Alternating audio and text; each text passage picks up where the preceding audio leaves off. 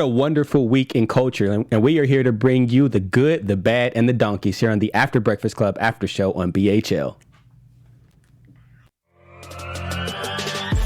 You're tuned into Black Hollywood Live, the world's first digital broadcast network devoted entirely to urban entertainment and pop culture. Tune in right now.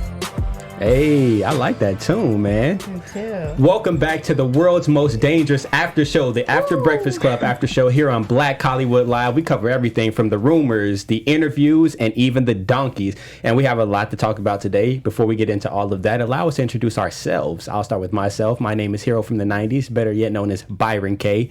To my left, we have somebody very, very special. She is a former radio producer and a current host at our sister network, AfterBuzz TV. She goes by the name of L. Marie. What's up, guys? What's good? Next to her, we have a Jersey native and a former New York resident. And since she came up listening to the Breakfast Club, what better person to have around than Miss Adaze? Hi, everybody.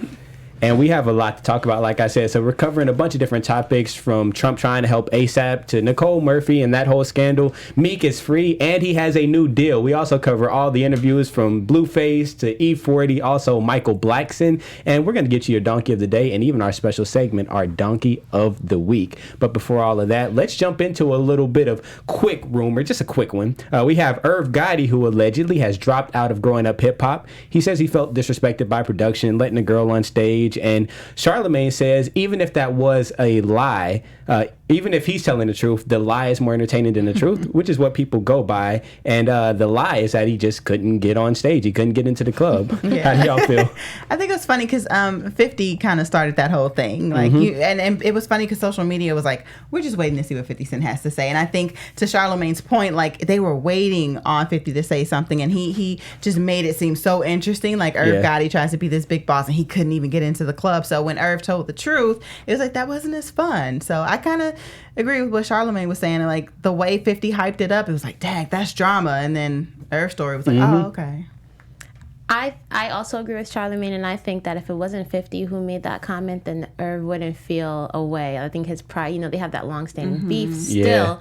Till this day have that beef. And so if it was, maybe the girl or somebody else who's like, oh, I heard Irv couldn't get onto the stage, then maybe Irv wouldn't have quit. And Irv's been in this business 20 plus years. He knows the lies better than the truth. And they're not going to care because you couldn't get on because, I don't know, you had a limp and the stair was too high. So bye, Irv. It's fine. Yeah. Growing up hip hop will go on without him. Yeah. Exactly. But you would assume that, like, being in the industry for so long, you would kind of know how to move when it comes to these media situations and how to kind of, like, stiff arm the pressure. Yeah. So I don't know why he's being sensitive. Yeah, and even with reality shows, like, I know, like, there's not a whole lot of drama on the Growing Up Hip Hop, like, franchise, because you have Atlanta, you have LA, Hollywood, whatever, but so there's not a lot of that drama, but there is still some drama. So you're not going to be excluded from it. You know what I mean? So unless you took legal matters that said that you would be exempt from, like, certain, producers putting you in certain situations, then to me it's like, Irv, you've got to expect that. It's reality TV. Well, he's a hip hop mogul, off of. And so, like, I don't think this is not really his lane. I think he bit off a little more he could chew with reality TV, because they try to keep it real too much, but you can't keep it real with reality TV because there's a lot of fakeness in there. So maybe he just didn't know how to handle it, being just a hip hop dude, It comes down to narrative, though. Like, these shows are about a narrative. So I think if you come in with your own narrative, or if you push for a very strong narrative on your own that could actually get viewers, then they will go with it. But if you don't come in with the narrative, they're going to create one for you. Right. But like Charlemagne said, the narrative that we created, the lie that was started by 50, is more entertaining than the truth. So there goes that narrative. But going on from, I guess, reality TV drama to real life drama, we have a man by the name of Trump who was allegedly trying to free our man ASAP. Of course, Charlemagne and Envy made light of it because they feel like there's other issues in the world. But hey, Charlemagne says injustice anywhere is a threat to justice everywhere. So all he wants is just justice. Yeah. Which I was like, I kind of have to agree with him on that, because, like, he brought to the point where, well, because Trump was saying that a lot of the African American community is really fighting for ASAP, and it's like, ooh, maybe the rich ones, but the the everyday people, he was like, not according to my timeline and mine either, because everyone is like, oh, we can't relate, in reference to ASAP Rocky speaking on how he couldn't relate to the crisis in Flint and things like that. So the community kind of took a step back, like, you're on your own on with this situation. Like, you know, I'm not going to help you. I'm not going to fight for you. But then it's like what Charlamagne said, like the injustice anywhere is a threat to justice everywhere. It's like, it's true. You know, I wanted to be upset with ASAP, but then it was like, you kind of can't let that go down. You still have to fight for him. Yeah. And because it's wrong. You know what I mean? The security guard is not locked up anymore. It's just ASAP. And then there was a point made that G-Eazy was out there. He was charged with assault. So it is wrong that they're holding him like that. So he does need to helped and getting out because he shouldn't be there.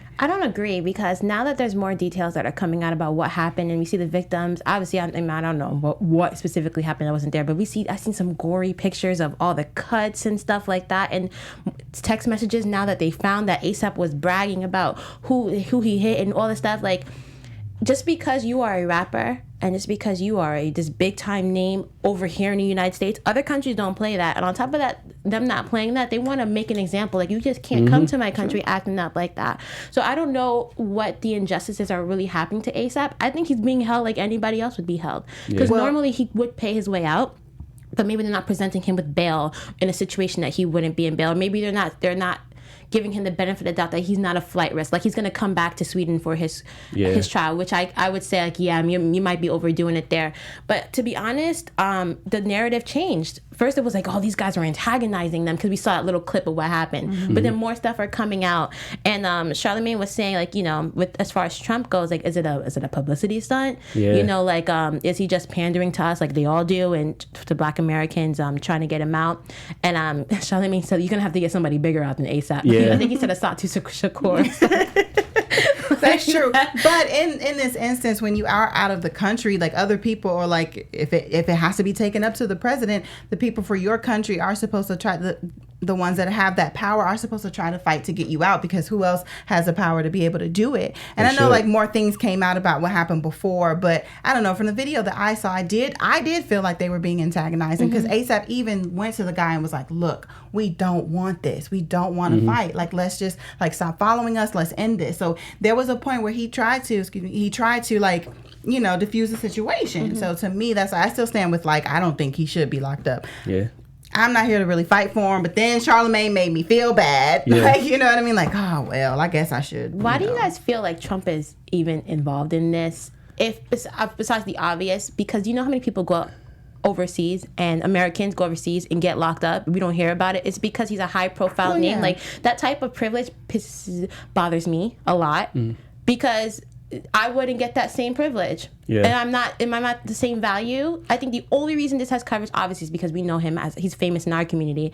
But this is just a reason for Trump to be like, hey, my African Americans, look what I'm about to do for you. And end up backfiring, because he's still in jail.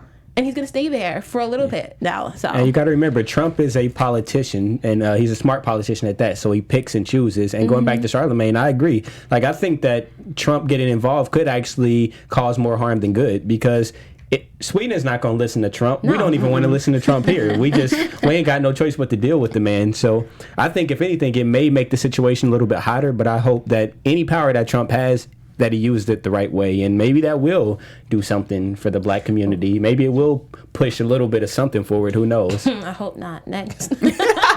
But, you know, it's pushing forward. A man by the name of Tyler, the Creator, he stopped by the Breakfast Club this week, and he talks about topping the chart. Actually, he doesn't stop by, but there's a sound bite of him speaking on how he topped the charts over Khaled.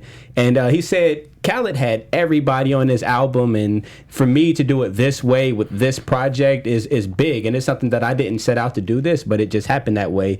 And then Charlamagne came through like, talk that talk, young fella, talk that talk. And I'm with him. I'm like, hey, say your stuff, bro. You was number one, regardless of how it happened. How do you feel?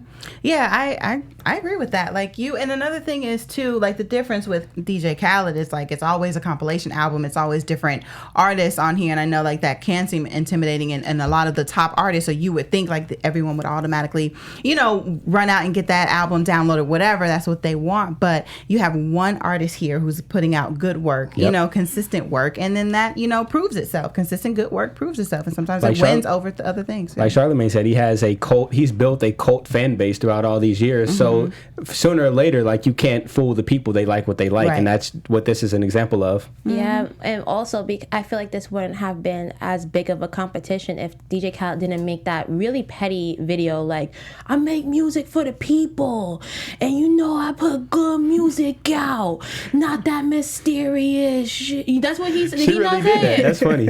And it just like as if Tyler Creator's a new artist or something like that. Like he's been working just because he doesn't come out all the time with all this music. And he kind of did just drop an album out of nowhere, and then all of a sudden is number one. But like you said, the people like what they like. And DJ Khaled, being the veteran that he is, sounded a little bit salty. So yes, go ahead, Young Buck, talk that talk. Had a little bit of saltine on his shoulders, just a little bit. We the best and all that stuff. I was gonna say, well, we know his attitude. We know he can't lose well. Right. And speaking of topping the charts, let us tell you guys how you could help us top the charts so we can continue to just come through with the good vibes and the good energy. Help us stay number one at Black Hollywood Live by tuning in every single week. We thank you so much for tuning in on YouTube and iTunes. If you're on YouTube, like, comment, and subscribe. Let us know how you felt about the interviews, the rumor reports, the donkeys of the day. Who would you choose? And if you're on iTunes, give us 5 stars. Let us know that you're listening, and keep tuning in every week because we love to hear from you guys. Yeah. Yes, we love y'all. And you talk about rumor reports. I think you got a few rumors over there, don't you? I got a few. Oh, what are those about? Tell us. Okay, well, we're going to hit the first rumor, Nicole Murphy's scandal. That one was a big one because there's so many different players there. So, long story short, Anton Fuqua, a famous director, was in Italy, and Nicole Murphy was spotted kissing him a few times in a few different angles, so we knew it was different times, and eventually Love B. Scott got a statement from Nicole saying that I just happened to be passing by in Italy, and me and Anton are good friends, and we exchanged a friendly hello. Anton is married to Layla Rashawn. Also an actress, and so that was that whole big thing. Are they together? They're not together. That's a married man. Then later on, it came out, Nicole said that she didn't know they were still married, and it was just like a little, kissy kiss thing. And then Lisa Ray came out, and she said that, now Layla's husband, because it was a thing that she messed around with Lisa's husband. So Charlamagne says, you know what? I need all the facts. Yes. Because was it, how they kiss in Italy? Was it that kind of kiss, left cheek, right cheek? Like, well, left Charlamagne. cheek, right cheek. No, Charlamagne's just on his big old black men don't cheat Black kick. men don't He's cheat. on that Exactly. movement, Black and men I'm don't cheat. over I it. agree. I'm with it. That's my only response to this. Black men don't cheat. Okay. No, because see, we need to talk about this deeper. And I felt like while I was watching this, I was like, so we're not going to go deeper on this? And Charlamagne was just like, black men don't cheat, period. Because that's the fact right there. Isn't that how they kiss in Italy? Charlamagne. He's just being facetious. Charlamagne, see, he knows these things because he's an author and a writer, and he's a best-selling author at that. So he just spits the facts, and it just is what it is. Okay, so we have some more rumors as well. Camila Cabello opens up about anxiety, which we see a lot more now. Mental health has been less of a taboo subject, especially with entertainers. She opens up about her anxiety and how she's helping herself. We have Future making statements after Bodyguard gets knocked out. This is the same thing that we're tying to this ASAP thing. Like, something happened. Now, this is not his fault, obviously, but something happens overseas, and it's like, what happens? What type of justice is going to be served? The video, if you guys did see it, was it started with someone videotaping a couple of guys. It looked like London, and they kind of just hit the bodyguard from the back, and he dropped with a rock, dropped dead. It was with a rock. Yeah, it was with I a was rock. like, what kind of bodyguard is that? He came, and he was so big, he went. And Future was like 80 miles away. They panned the Future. Future was out. He was in the airport ready to hit the flight. So that happened, and Future just made a statement, like he don't got nothing to do with that. That's like your typical statement, of course, because he doesn't want to get hemmed up with the police. And then in more depth, like they referenced the ASAP thing. They didn't want Future to end up like ASAP. Right. And at the same time, Future's bodyguard did his job. He took the blow so Future wouldn't have to. Pretty much. True, so job well done. Yeah. Did they say that he didn't get fired? Why would he get fired? No, not like he would get fired because he did what his job, but those. He got demoted. Because the look of what happened might be like, all right, anybody could touch Future because you didn't tell Future. It was a rock. He was saying like they were also. It wasn't just that one bodyguard, so there were other people. Yeah. So what Future was saying, like first he was like they edited that video because he was like once the commotion of the people trying to get the picture, and he refused. His other people got him out of there, and his bodyguard was still kind of like around. Right. So then that's like when the bodyguard got attacked. So I don't think it would be demoted because Future wasn't even around anymore. Like he had been taken to safety already. So I think he's okay. Good. I like how Charlamagne and Envy was on Future's side a little bit, saying like the first step is the first reaction is self-preservation. Yeah, get out of there. Get out of there. Yeah. He was there to do a job. He did that job. Yeah. So I'm with and then it. Charlamagne was like, when the first line of defense goes down, you gotta go. Like, it's no Get up sticking out of there. around. Right. Yeah. And we saw Charlamagne do that before We some sure years back. have. Ooh, he was ducking and dodging. He was out of there. Yeah. He knows more about self-preservation than anybody I know. It's funny how like your like just your experiences can change things. Because when I first saw that video, I'd be like, was calling Charlamagne a punk and just all these other things. Now, just a little bit older, even if just a few years, I'm like, you did the right thing, because it was a lot of people, a lot of guys. Like it was just him. And like, he was the one that was famous out of all of them too. So no matter what happens, like his name is involved. Exactly. So we also have on our rumor report Meek partnering up with Jay-Z to launch Dream Chasers. This I is love such a great thing to happen for Meek. We've seen since Meek has gotten out of jail his uptrend and the change in everything. And so a lot of labels, of course, were bidding for signing Meek and signing Dream Chasers. And of course, he kept it real. He went home, as Charlamagne said, and signed with Jay-Z, who I think would have your better interest. As he mentioned, you better sign with the person who spent $3 million on your lawyers to get you out of jail. So, and even beyond that, Charlamagne said, why partner with somebody from outside the culture when you can be with somebody who's been in your shoes, who's already walked it, and they look like you on top of that. So that was real profound coming from Charlamagne. Right. And coming from Charlamagne. He said some profound stuff sometimes. No, he always do. And that's the thing. So it's funny you said that, because Charlamagne, one thing that he mentioned about Meek Mill is you can see the growth and the mindset shift over the years. And it's the same way with Charlamagne. You see how he's shifted over the past, I would say 3 years. Yeah. But I think most recently he came out and said maybe 2 years, because he really started to find a therapist. He got closer with God in the past couple years. So that's really been more so the past couple years. But even before that, you could see that Charlamagne was kind of maturing in a way. And also on the subject of Meek's 2008 conviction. Can we get a little clap? Yes. His 2008 conviction finally gets thrown out. Out of here. Long story short, if you don't know the history, you should know it now. But in 2008, he got caught on a gun charge that he said he didn't even fire or point at the police with the gun. And then a known dirty cop, said that he pointed his gun at the police officer, and it put him in jail and put him on probation for a very long time. He violated that probation, and that's why he ended up in jail recently. And so they granted him a new trial and a new judge. Yep. And Angela Yee was just saying it might not even go to court, because at this point we know this is a dirty cop, and this might not be worth the money and the time and the effort to try to retry this. We know that he was wrongfully accused, wrongfully convicted, and his whole entire life the train was just wrong. But you know what's so interesting when I was listening to that is because like they took so many years from this man's life, as far as jail time, as far as probation, that confinement that he has. He can't even move left or right without calling someone. And then I realized, like, would he even be Meek Mill if all that didn't happen? Not to make a bad situation into some flowers, but it's just so interesting. His life course brought him to where he is now. The level of where he is now, probably not, because I mean he was still rapping and everything like that before we got to this point, and he was still pretty popular. But like Charlamagne was saying, like we said earlier, his mind and his his growth and everything like that, the Meek Mill that we know now, the more mature Meek Mill, the one that can stand up and speak against incarceration that's not in our benefit, you know what I mean? So I think that where he is now, but he would still be a rapper. We would still know him. But he wouldn't be as poppin', though. I don't think he would be as poppin' because you a gotta lot remember, of his story. he was on more of a decline, because remember, he was going through the beefs. He was calling out people in the industry. He had the Drake thing going on, so people were actually not Team Meek Mill. And then he went down, and when you're a big name and you go down, then the sympathy starts to come. So the way to kind of play the game in the industry is to always be more so on the victim side.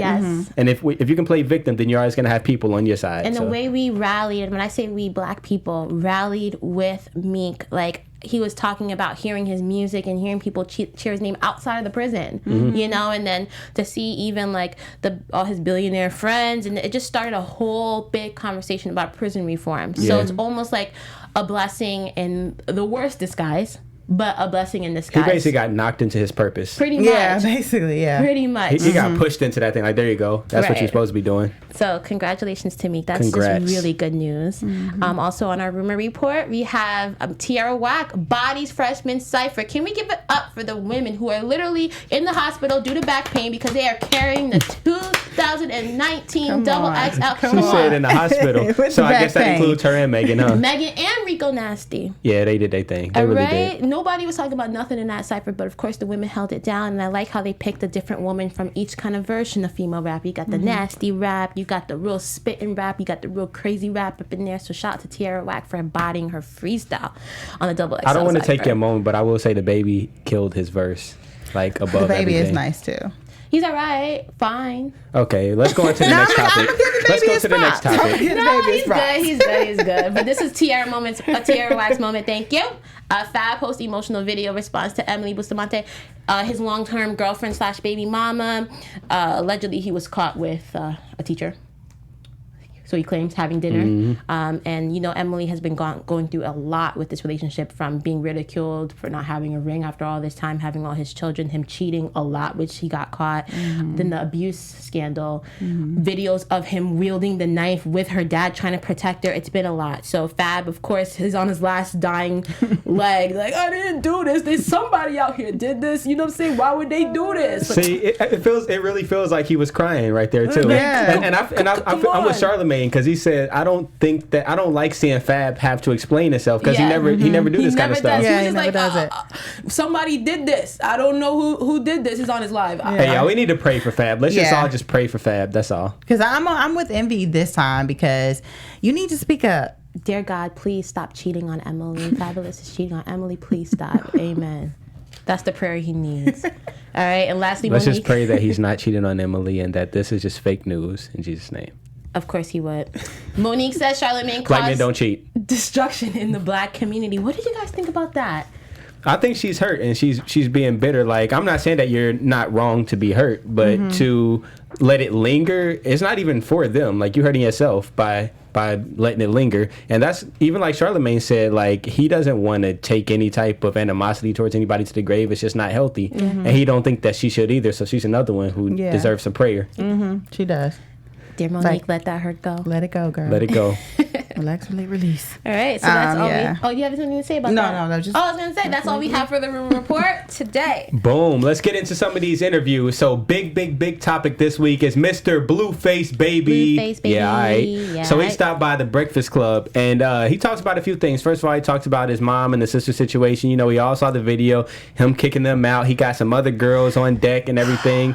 And it's funny because, like, when it comes to family, it's always tricky. So, he's saying that him and his mom has a pretty good relationship right now, and they're okay, or at least he say that I'm good, I ain't got no issue with her.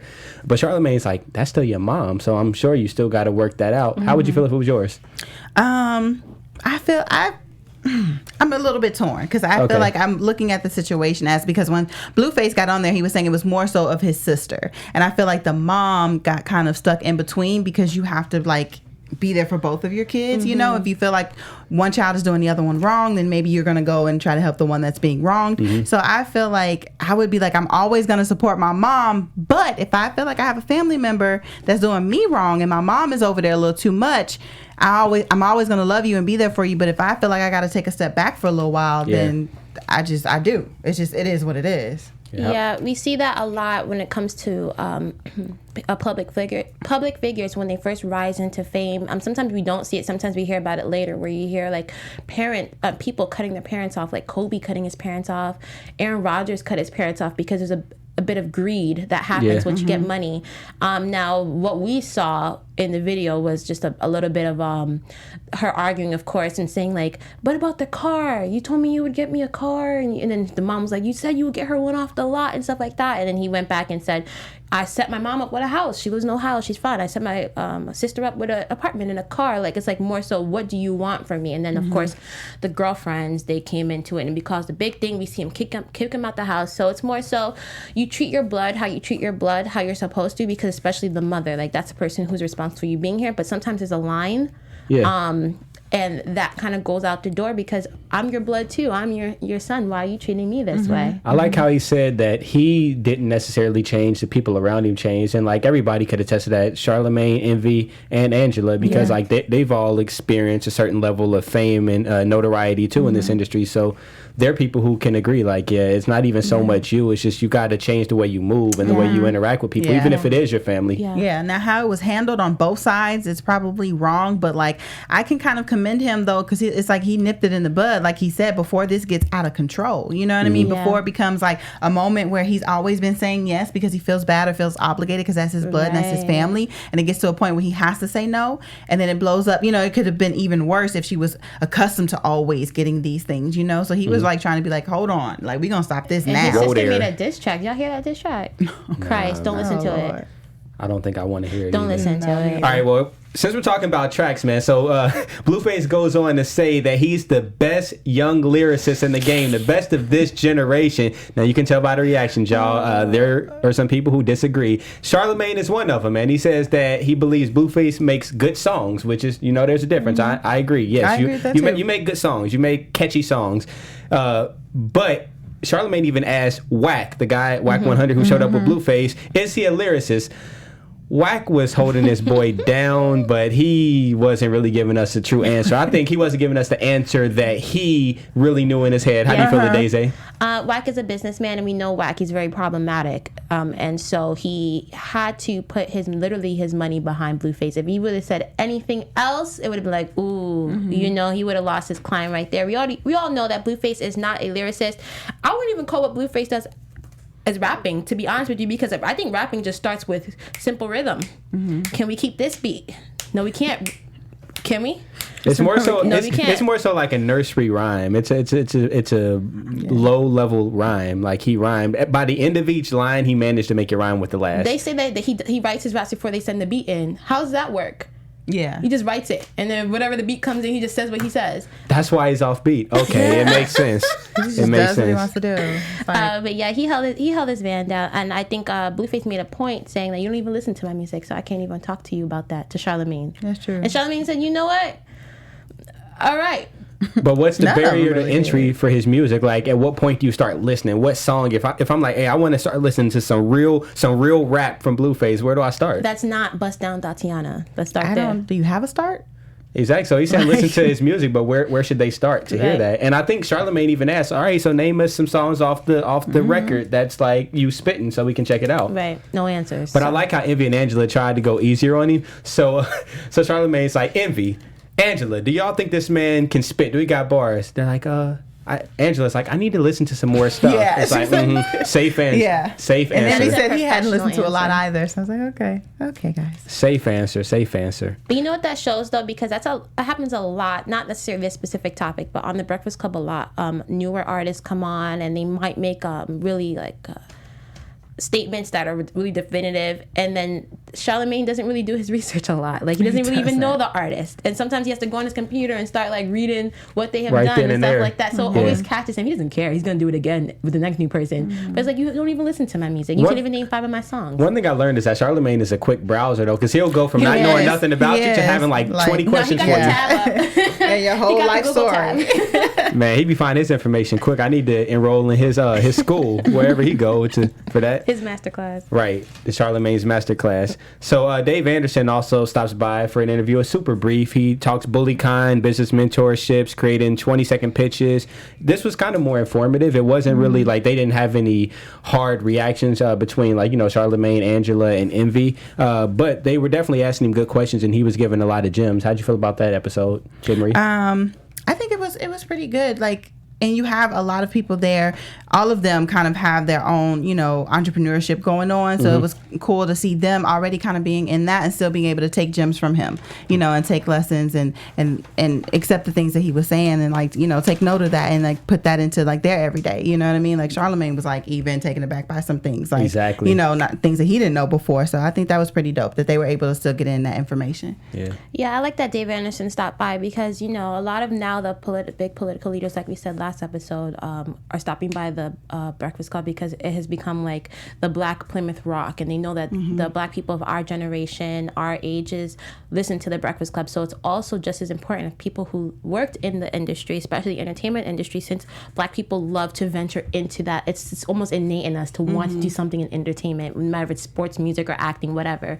For someone like that to come on the Breakfast Club and be like, you know what, listen, like he said, no more conventions with the Black Eyed Peas music playing in the beginning, you just stand playing around with the mix. Like, I'm about to give you guys the real. I'm going to show you guys about public relations and marketing and business and how to take a loan and what not to do and what to do. So I think it really means a lot to him, especially people like David Banner as well, who he said that was his good friend.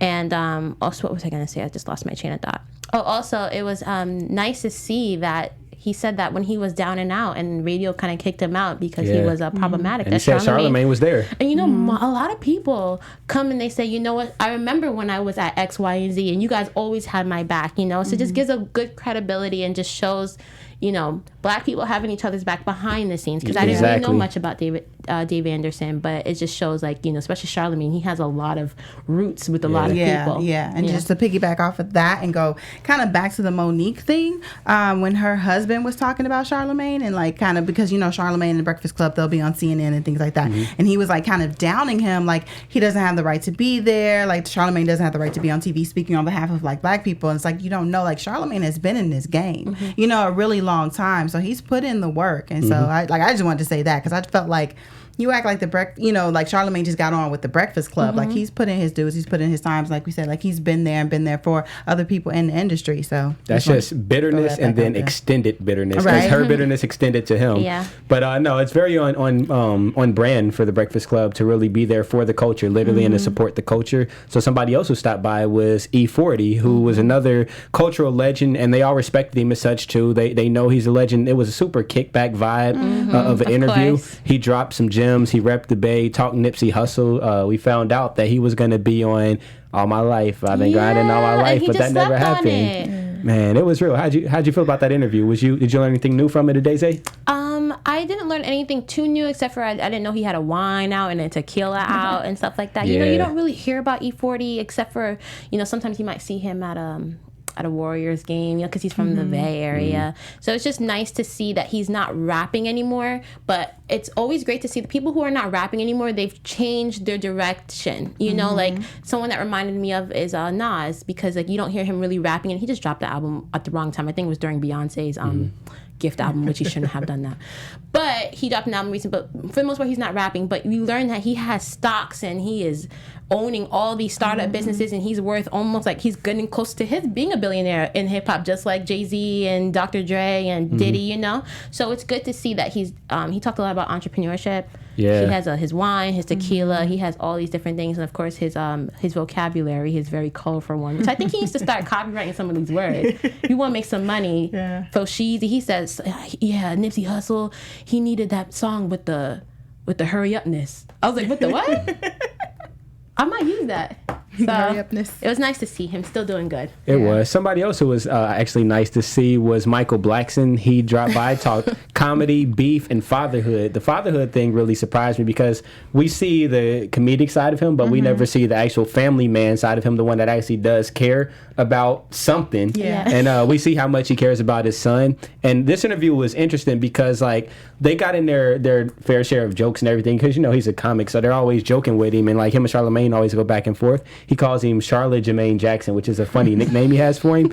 But just to see Charlamagne, Envy, and Angela kind of sit back and just listen to him as a man and as a father too, asking real questions about how'd you deal with this situation with your son? Okay, what's going on now? Those type of things. I really felt something about that. How'd you feel? It was like Charlamagne was taken aback by it a little bit because he was like, whoa, he kind of like readjust, like, oh, we're being serious now. Like, he had never, experienced him being like that serious, but he was able to switch gears and, like, this is a real sensitive subject for you. And it was good that Michael Blackson was being that candid and talking about the situation with his son, because he had a lot of issues with his son. His son's, is abusing drugs and things like that. So it was a lot of us, like, saw Michael Blackson in a different light this time. Like, that's the first time I've seen him be that serious. Yeah, it's the first time I've seen him be that serious too. Even he had a show with some other comedians. I don't know if you guys remember it. I think D-Ray was on it with his two girlfriends. It was like more of the comedic side in the family. And I think he walked in on his son, like, I think he found a condom or something like that. And even he made that situation funny, even though it's not a funny situation, because now you kind of know when your kids are probably doing that, but it's the first time you have kind of proof that you're doing it, and he still kept it jokey when he did that. Like, what is this? So it was good to see him being serious. What do you guys think about him and Ashanti? I think that since he's funny, he has a chance. I don't think it's going to be with her, but I think I think that he's somebody who can flatter most women just because he's funny. Yeah. He's And then you never know. Like, but he said he's too wild for her. But it's like, well, if you calm it down, like, you know. And that's something, he's honest. So he's funny and he's honest about himself. Those are two big things. What do y'all look for? A funny guy and an honest guy, right? That is then very true. His breakup with his fiance was very public. If you guys remember her, a beautiful black queen, I think her name was Georgia, and he cheated on her.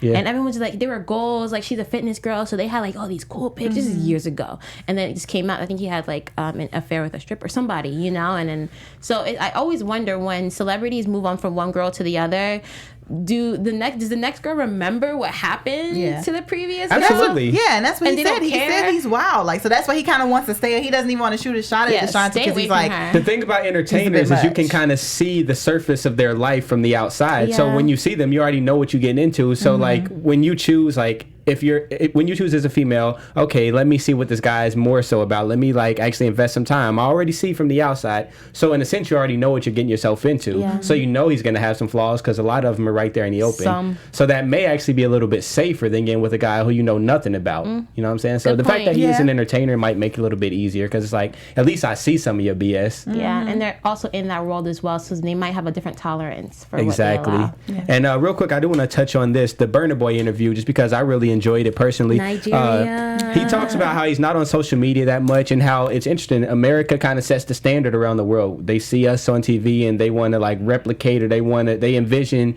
their lives in like an American type of lifestyle, I guess, to make it make sense. So Charlemagne, we found out, is a real big supporter of Africa, which I think we've already kind of known a little bit. And he asked a bunch of Afrocentric questions, like if Burna Boy feels like Africa is finally getting the recognition they deserve, and who his favorite Afrobeats artists are. And I think it's just a real dope conversation to have somebody who's from there that can come over here and kind of tell us the differences and annoyances and what it's like to come from that environment. Yes, I really enjoyed that interview, and I was very happy to see that Charlemagne didn't say too many ignorant things, or really any at all. He did acknowledge, like when Burna was talking about how the things that you see on TV with Africa don't look like what it really is there. And Charlemagne was like, yeah, I went to South Africa and like I walked in the mall, and you're thinking, and something as small as that, it's a reality for a lot of Black Americans because they feel like they don't have that. Like they feel like when you walk outside, a lion is just going to come and greet you for, good morning and bring you breakfast. Like, or there's little children with flies on their face and they don't have clothes. And Charlie was like, yeah, when I was in,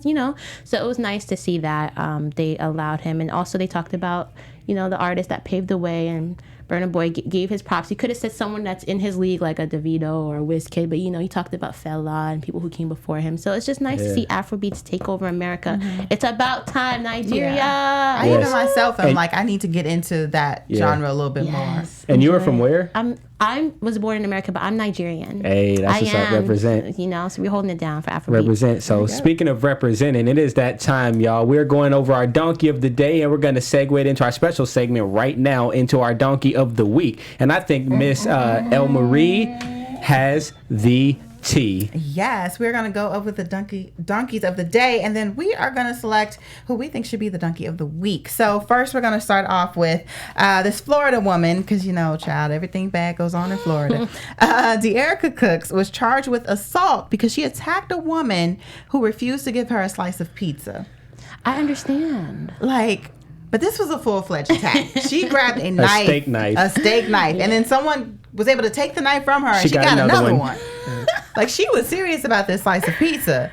Like, she wasn't letting it, you gonna give me my pizza. All right, when it comes to food, I kind of get it. Yeah, I mean, I get it a little bit. But Charlemagne had a good point, which I like what he said. Like, we always love a yes and we accept a yes. Yeses are good, but you got to take that no the same way that you take the yes. I mean, you just got to accept it. If it's a no, it's a no. Yeah. All right. So our next donkey of the day goes to 2 police officers who were fired after making a threatening Facebook post or comment against Alexandria Cortez. So they were, I guess it was a fake news article that was posted about her, and one of the officers said something along the lines of like, she needs a round and not the one she used to serve, because she used to be a bartender, but he's speaking of rounds like gun rounds. That's a threat to her life. Ignorance. And that's then another all I'll officer liked the comment or liked the fake story or whatever, and it's just like, it's horrible. And the thing is, what they were getting so overexcited about was the story was even fake. And Charlemagne made a point of like, no one fact checks anymore. Just because you see an article on the internet doesn't mean that it's true.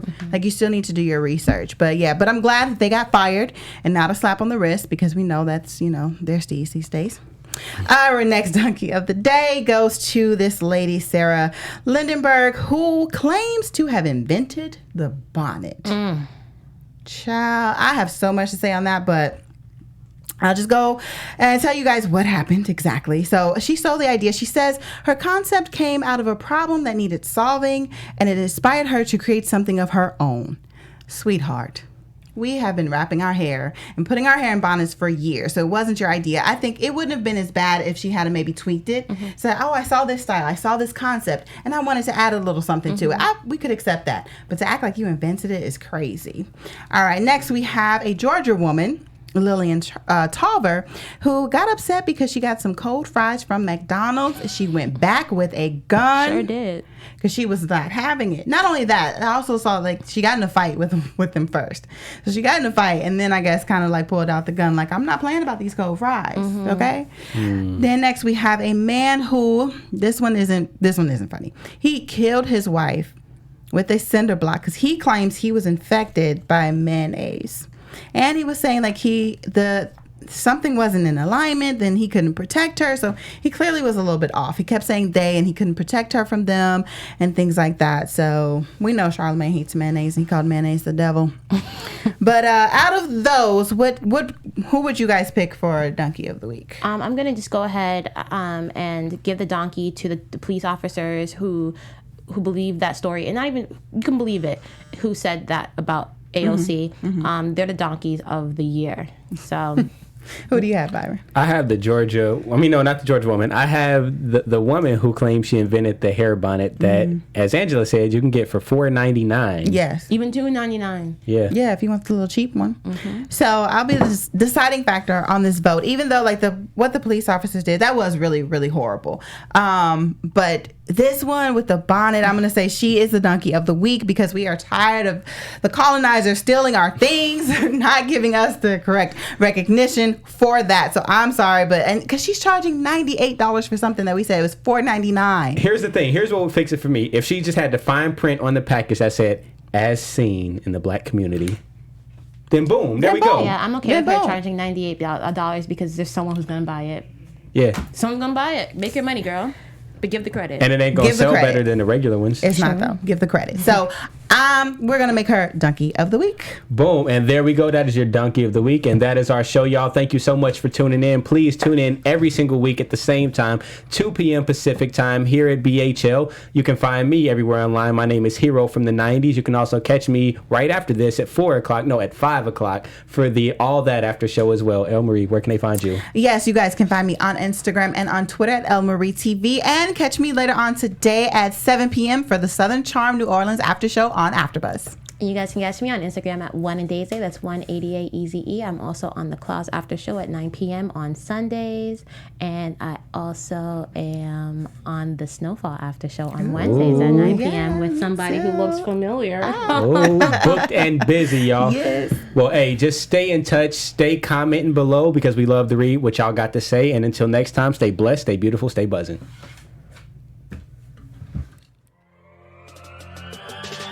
On behalf of our BHL staff, we would like to thank you for tuning in to Black Hollywood Live, the world's first digital broadcast network devoted entirely to urban entertainment and pop culture. Check out our Black Hollywood Live YouTube page for even more great programming and amazing content, and be sure to subscribe and like our channel when you do. I'm your BHL host, Nakia Monet, and you can find me on all social media at Kiki Boom Boom or at Black Hollywood Live. Black Hollywood Live, Hollywood redefined.